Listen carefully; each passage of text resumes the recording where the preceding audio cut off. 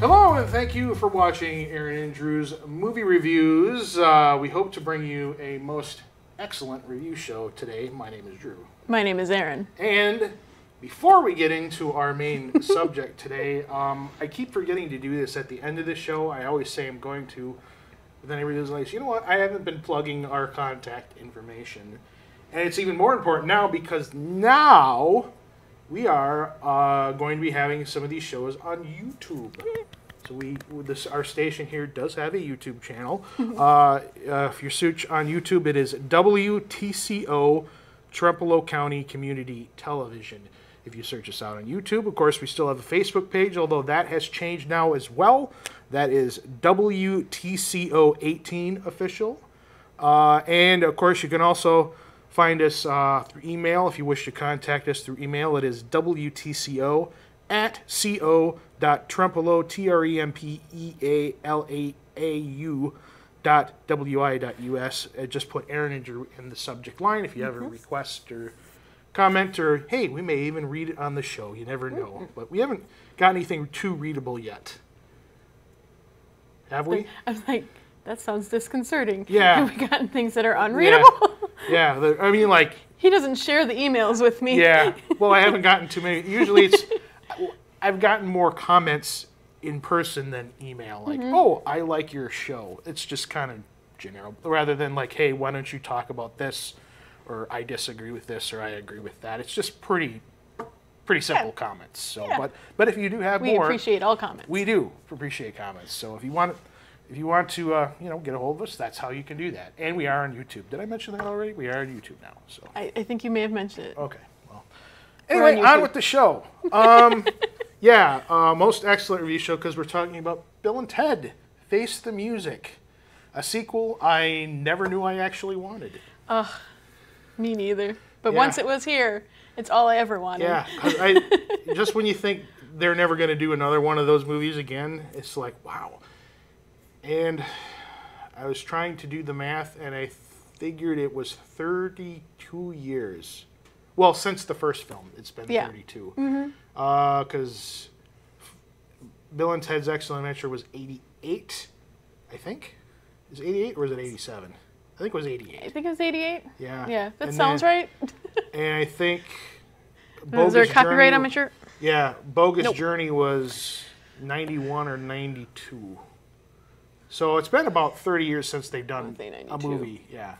Yeah. So, and they've been working on this thing since 2000. I think is what I read. I've been hearing about it for quite a while. But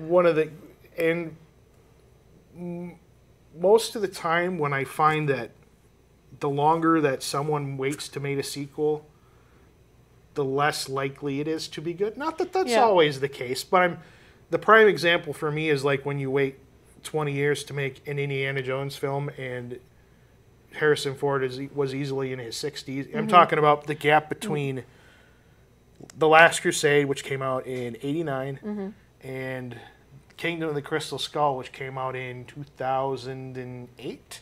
Sounds right. So that's 18 years? Yes. No, 19 years. Maybe? Almost 20. Math. Yeah. I try not to do math. I've got a calculator, but I don't feel like doing the math here on my phone. But it was, that was almost 20 years. And this was 30 years. I thought waiting 8 years to make Caddyshack 2 was a long time. Well, listen, I hold the original Caddyshack in pretty high regard. It's Bill Murray, it's Rodney Dangerfield, it's Ted Knight, it's Chevy Chase. It just works. Yeah. Caddyshack 2 is awful. It's terrible. Why was that? I pretend that movie. I don't even know why I'm talking about it. Yeah, why are you talking about movies that don't exist, Drew? Yeah. Maybe someone took a magical phone booth and went back in time and, well, I don't know. But yeah, 32 years, and I don't think this was exactly a perfect film, but it's still a pleasant surprise, I think. I mean, I'll get more into that in a minute, but this was also, I should mention, this has been in the works for quite a while, or they've been trying to do it for a long time, and they got quite a few people to come back. Yeah. Important roles, like Missy. Yeah, well, not just Bill and Ted, of course, but was it the same actresses who played their wives in the other movies? No, it has never been the same actress for their wives in any of the movies. Okay, I wasn't sure. Yeah, I double checked that because I'm like, I don't think Jayma Mays was in the second movie. Yeah, but I mean, they got like the guy who played Ted's dad is the same actor. Yep, same dad. Same dad. Same Missy. Yeah, I mean Missy mom. Although Missy. We'll talk more about that in a minute too. But William Sadler, Death. Yep, same death. Same death. In the second one. Yeah, and same demons. But one. It was just a duo of demons. And to nobody's fault because you can't help this, but there is one glaring absence in this cast. You talking about Station? Because I miss Station. No. You mentioned Station. I was talking about Rufus. Oh yeah, George Carlin. I mean, of course, he's passed on for some time. I mean, movie aside, I miss George Carlin all the time. Yeah. And especially in this movie, it's like you're gonna get like the political comedian to be in a science fiction comedy with a couple of doofuses, but it worked amazingly well. And I know. Kristen Shaw, she's okay, but I really miss George Carlin in that part. Yeah, I wish he could have been around. I think he would, if he was still around, he would have done it in a heartbeat. Oh yeah, definitely. Yeah, because I think he had a soft spot for these movies. But and into the movie itself, it's interesting because now Bill and Ted, 30 some odd years on, of course, they had wives in the previous film, where they got married, and now they have daughters, of course. And they actually kind of narrate, well, not the whole movie, but little bits and pieces of the movie. You'll hear them kind of in the third person talking about what's going on. And this isn't unusual to these types of movies where there's time travel involved, but there's all kinds of things. I mean, you can fault like Back to the Future for this. You can fault any movie where there's time travel, but there's a lot of time travel things that don't always make sense in the film. Like there's this really funny sequence. Oh, one other thing I forgot to mention was they had a really interesting choice of a director for this film. Yeah. Dean Parisot, who directed. Don't look at me. I didn't look that part up. Galaxy Quest. Oh. So which makes him really the perfect choice to direct this movie, really. So. But yeah, there's this really funny sequence toward the beginning. It doesn't really make any sense, but there's that famous painting, if you know anything about American history, called George Washington Crossing the Delaware, where he's just kind of looking ahead, and then he's got like all his army, and there's guys paddling him across the river. Well, all of a sudden, they do like a live action version of that at the beginning of the movie, and then all of a sudden, magically, George Washington just disappears. And he reappears in Yankee Stadium, I think, at home plate, and he doesn't know what's going on. And all of a sudden, in George Washington's place on the boat, Babe Ruth magically appears. For some reason, they switch places, and I don't know why. It's funny, but it doesn't make any sense. Does it make sense to you? Or it does. Okay, how? Because the whole thing that they're trying to rectify in this thing is these weird time anomalies that are just getting worse as the movie is going on. Because the plane, whatever that disc thing in the, I can't explain things. There's like a turntable. Yeah. There's a magical turntable thing going on, and it was out of whack. And because it was out of whack, everything kept blipping all over the place. And that is what was going on, and that's just like the introduction to these things are happening. So whenever you see in any of the other scenes, present day, something is just blipping and blipping into where they're not supposed to be. That's what that is. So that's just giving you sort of, this is bad. Yeah, bad things are happening. Bad things are happening. It's kind of like Preston and Logan must save the world. Right, and like in tangenting for a second here, if that's a word. Always is that in the TV show Doctor Who, specifically when there's situations like these happen where things don't always make sense like this. Specifically in the David Tennant era of Doctor Who, he came up with this phrase called which I love, called Wibbly Wobbly Timey Wimey stuff. Yeah, because there's like things are in flux all the time. Yes. So, which they don't really use in this film, but it pretty much describes what's going on. Mm-hmm. Yeah. Mm-hmm. And and it kind of goes back. I think they established this in the other movies. It's been a while since I've seen the other movies, I'll be honest. But the first one I remember pretty well. The second one, not quite so much. Except I remember them playing Twister with death. Yep. Which sounds very uncomfortable. And that's how they got out. Well, yeah, they had to true. beat death at his own game. But he kept trying. But he kept cheating. He's like, yeah, that's what he does. 2 out of He's 3, death. 3 out of 5, whatever. And they were supposed to write some kind of song that was supposed to unite the world. And apparently, well, they've never quite been able to get it right because someone from the future, usually George Carlin, would come back and say, yeah, we need to fix this because it's not working out. And apparently 30 years on, that's still the case. Yep. Because they're playing at... And this is where things get really incestual because... well, they're playing at a wedding, but it's for... Ted's brother, Deacon. Ted's younger brother, who is now married to Bill's Missy. Former mom and Ted's former stepmom. Like they're both stepmoms. Yeah, because she was in the first film. Because she was original, she was a babysitter. In the first film, she was married to who became Bill's dad. Yeah. And then in the second film, she was married to Ted's dad, and now she's married to Ted's younger brother. Yep. Yeah. Missy, come on. Missy, I mean mom. Yeah. I'm trying to remember, how many times did he say that in the first? Hi, Missy, I mean mom. A lot. A lot. In that movie, yeah. And more than it should have happened. Yeah. Come on, Missy, I mean mom. You know, it's just... and then things start getting kind of weird, and then the movie, it almost kind of lost me. Is like when they start going to a therapist. It's like, oh man, what are they doing here? It's like, is this where the script goes awry in like a crowdfunding project? But it was much needed. Yeah, but then it kind of figured out that it isn't because that they have a problem with their wives per se. It's they have a problem with them because they're kind of like yin and yang. Yeah. They do things. Bill doesn't do anything without Ted. Right. Ted doesn't do anything without Bill. They're very codependent on each other. Very codependent, and they can't have a tough time not being there and just being with the wives. The wives, if the wife is with Ted, she's with Bill and Ted. If the wife is with Bill, wife is with Bill and Ted. There's no just the wife and the husband.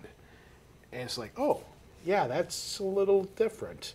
And I've seen the counselor lady before. She was in something else, but I forget her name. She was on Workaholics. Yeah. Oh, she was in an Amazon movie. Something about running a marathon. Brittany Runs a Marathon. Yep. Yeah, she was in that. I forget the actress's name now. I'm sure it'll be down. I think her name is Brittany. It'll be down here somewhere. And then all of a sudden, Kristen Schaal, which she's supposed to be Rufus's daughter, yes, shows up in this magical space almond. Yes. Isn't that what it is? Yeah, it looks like a giant silver nut thing with almond. It's a giant almond, is what it is. I wonder why they came up with that design, as opposed to they do eventually get aerodynamic. It is. They are sleek. I don't know. It's futuristic looking. Yeah, and they are the other white nut. Or is it white meat? No, it's the white nut. Yeah. Aren't almonds white? Yes. What? Oh, I don't know. I thought I saw commercials for almonds. I have no idea what you're talking about. No.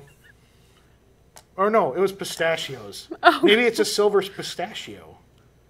They're kind of alike, aren't they? Pistachios and almonds? They kind of open this way. Though almonds don't really open. We're tangent. Yeah. Well, no, it's a giant space almond. It just magically appears in this cul-de-sac thing. And she says, hey, we need you to, things aren't going the way they're supposed to be going, speech that they've kind of gotten in the other movies. And But somehow... You haven't saved the world yet.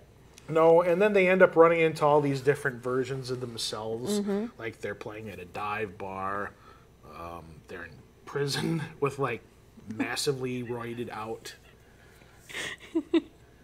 And, but then, unbeknownst to them, their daughters get involved. And they they're trying to nudge them. Yeah. They don't really know it, though. Yeah. They're kind of behind their back, kind of like, much like in the first film where they had to get all these historical figures for a history report. They're trying to recruit all these different musicians to help them write the song that's going to save them. Yeah. Yes. I don't know if I want to say who the musicians are. Would that be ruining too much? Like, how spoilery are we going to get? Well, I don't want to get too spoilery. Okay. But I don't want to tell the whole movie. But a bunch of musicians. A bunch of, like, famous musicians going all the way back to, like, 18-something, as recent as 1960. Going all the way back to BC. Yeah. Oh, man. Oh, the drummer. Yeah. Yeah, I forgot about the drummer. I was thinking about Mozart or whatever. Oh, they went further back to, like, 800 BC with the flautist. Oh, yeah. Yeah. Okay. They went way back. Well, this... Okay, first... I might need some, as far as musicians go, I need some clarification on this. Who is Kid Cudi? I honestly don't. R&B. They're like, singer, Kid Cudi, what are you doing here? And I'm rapper. like, I honestly don't know who that is. He's just a dude. He's a dude. He's a singer. A singer, really? Yeah. Would I know anything of his? Probably not. Probably not. What do you listen to? Anyway, Bill and Ted's Face the Music. Yeah. I'll be here all day if I talk about that. We only got we're timed here, so yeah. Anyway, they have this group, and then they're trying to find this recording. This is where I kind of got, because there were those different versions of Bill and Ted. There's like the prison version, there's the dive bar version, and then they find themselves in, like, they're dying. In true fashion, they're in the same hospital room because they cannot be apart. Of course. Yeah, and then they have like I guess it would be They were in Peaceful Pastures nursing home. Did you see that? No. The Wild Stallions went to Peaceful Pastures.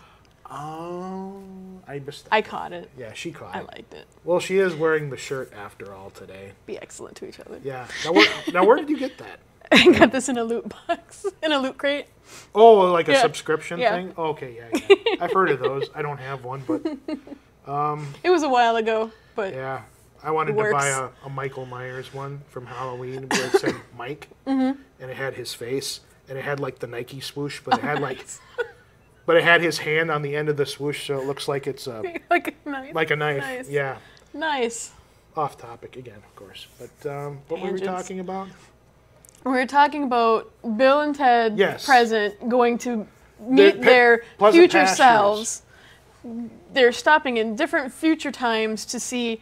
Well, they obviously wrote the song because there are future times. Yeah. They need the song. Wibbly wobbly. Wibbly wobbly, timey-wimey stuff. Yeah. And so they keep trying to go to future times to get the song from themselves, but their future selves are not very cooperative. No. Until they're at the end of days. The end of time. End of their time. Yeah. Where they're like, oh yeah, here you go. Here, have this USB drive. Oh yeah, I have this flash drive here. And then it has a name on it, but it says Preston Logan, 7:17 p.m. MP46. Yes. I wrote that down. Did you know that Is that in your notes? Yeah, it's right there in my notes. Okay. Did you know that 7:17 p.m. is 69,420 minutes into the day? I'm not That's why they picked it. I'm not sure if I feel smarter about knowing that or not. This movie though. Did it say that in the movie? It was in a trivia that I found. Yep. Thing. Oh. It's like, that's... I was going to say, would that have been like this movie's Jerry Maguire moment where the kid says, "Did you know the human head weighs 8 pounds?" It would have been, but it's not. Yeah. Where Tom Cruise and this little kid just throw meaningless stats back and forth between each other. Yeah. It's like, did you know so-and-so passed for this many yards last year? Did you know the human head? Every time I hear that, I just crack up. It's just so cute. I don't know if we're ever going to get back on topic on this movie review. Probably not. Excuse me. Yeah. I went to the doctor yesterday. No, I'm just kidding. Since we're off topic, it's like, well, let's talk about my week. No, but then eventually they find out towards the end of the film that this was not... they were not the ones who were supposed to make the song. It was, so we are getting spoilery. Well, we didn't say who, but it's just not This is of the people in here. Who do you think? Yeah. I want to say, by the way, I think I called this when the movie was announced. I have been putting off watching this movie. You mean you called the ending? I called the ending to this movie when the movie was announced, and it said something about Bill and Ted need to save the world. And then they give a little thing of there's Bill and Ted, and then there's Bill and Ted daughters. And I'm like, oh, I know exactly how this movie is going to end. Yeah. And I was right. Yeah. It's like... Oh, interesting side note. Well, this is related. I don't remember which of the daughters, but one of them is the real-life daughter of Keanu Reeves' co-star in The Matrix. Niece, not daughter. Niece. It's his niece. It's his niece, Oh, Samara Weaving. Samara, who is Hugo. Mr. Anderson, that guy. Mr. Anderson. What was it, Agent Zero? Was that his name? Agent Smith. Smith, I'm sorry. I don't know where I got Agent Zero. I don't know where you got Agent Zero either. I know there's a show or a movie where there's an Agent Zero. Do I have to make you watch The Matrix? Yeah, it's been a while since I've seen The Matrix. To be honest, I watched the first one. I watched the other two, but I didn't like them that much. Yeah, no. The first one's okay. The other ones are kind of like... They're like, oh, they're okay. Yeah. But, I see what you're trying to go with here. Yeah. Stop. Oh, and speaking of the cast, I think the one everybody, regardless of how famous they are or how they came back to the movie, seem to fit into their roles again pretty well, especially Alex Winter. Well, he hasn't really been an actor for quite a while, but he's been more of a director. He hasn't done a movie where he was more than a cameo since Freaks. Yeah. And he was... Which is a good movie. Yeah. Watch that movie. But the one I think who seems to have lost his mojo, not intention, not because he's bad, but Keanu Reeves, because when he was doing these other movies, he was what, maybe 20 years old? The first two films? Well, maybe 25. And he's got to be close to 50 now. And ever since then, it's like he progressed from like Ted to going to like romantic comedies, to being Mr. Speed Guy, to Matrix, to John Wick. Gradually getting, rougher and tumbler as he's going on. And it seems like, because in the first film, he's like, "Hi, Ted!" And like here, he seems like he's confused. Yeah. But I mean, like, not in like a... But like he's playing dumb on purpose.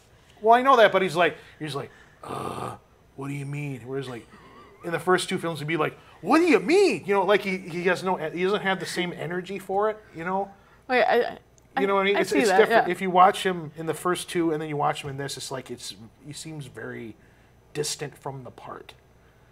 Not that it's his fault. I mean, the dude's had a pretty varied career, but it's like it's a different older Ted. Whereas like Alex Winter seems like the exact same person. Yeah. If that makes sense. Yeah. But I get what you're saying. You're wrong, but I get what you're saying. I will say, Girl Ted was a much better... Daughter Ted? Daughter Ted. Was like channeling young Keanu Reeves in this movie. Well, both very of them, much so. Yeah. Both of them did like, channel their fathers quite well. Yeah. It's like, we just want you to watch these new movies and then be that. Yes. Just be that. And she was amazing. Yeah. Okay, well, I guess we're kind of getting at the end of our time here. So, it's time to grade the movie. Erin, the student, has brought you the paper. What grade do you give Bill and Ted Face the Music? I'm going to give this movie a B+. Okay. Good, not perfect. Really good, though. Kind of everything I wanted in a third Bill and Ted movie. Yeah. Okay. Except for Station. You get points taken off for Station. All right. Yeah. I don't know. I'm not quite... I mean... I think the movie itself was kind of like... Much like the movie had all these plot holes, my review is kind of based on like... Or like the time... Things that happened had a lot of plot holes in them that didn't make any sense. And that's kind of like with my review. It's like... There's this cool thing happened, and then this kind of part happens where it drags down, and then this happens, which is cool, and then this kind of drags along. So it's very hilly and valley for me. Did have a cool ending, I will say that. But I think I'm gonna give it a C+. So it's not terrible. Passing. Definitely not the worst thing in the world, but it certainly wasn't outstanding. But it's worth a watch for sure, I would say. I thought it was cute. Yeah, that's all right. For a movie that waited 30 years to do a sequel. Oh yeah. It's probably the best movie I've seen that's waited that long to make a sequel, as compared to Indiana Jones or the comedy that doesn't exist. Frankly, Indiana Jones doesn't exist either. The whole thing? No, the fourth movie. Oh, okay, yeah. But this is non-existent fourth movie. I'm wondering do you think the crowdfunding had something to do with that? And it wasn't a studio making it? The non-existent fourth movie? No, that is waited so long, but it actually made sense. Oh, as maybe, opposed to possibly. waiting like 15, 20 years and having it be terrible. You know what I mean? Yeah, I know what you mean. Okay. It's possible. It's possible. Okay. Well, I guess that's it for this edition of Erin and Drew's Movie Reviews. Until next time, I'm Drew. I'm Erin. And be excellent, and we will see you later.